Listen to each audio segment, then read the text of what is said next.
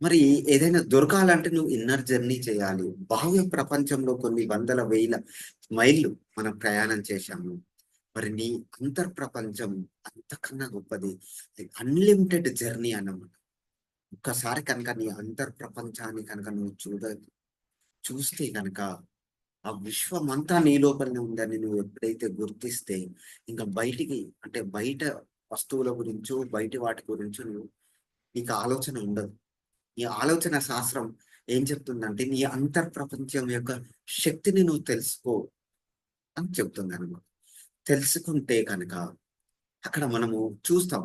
మనం ఎలా క్రియేషన్ చేసుకుంటాము. ఒక వస్తువు కావాలి. అక్కడే క్రియేట్ అవుతుంది. భౌతిక రూపంలో ఎక్కడో షోరూమ్‌లో కొనుక్కోవచ్చు.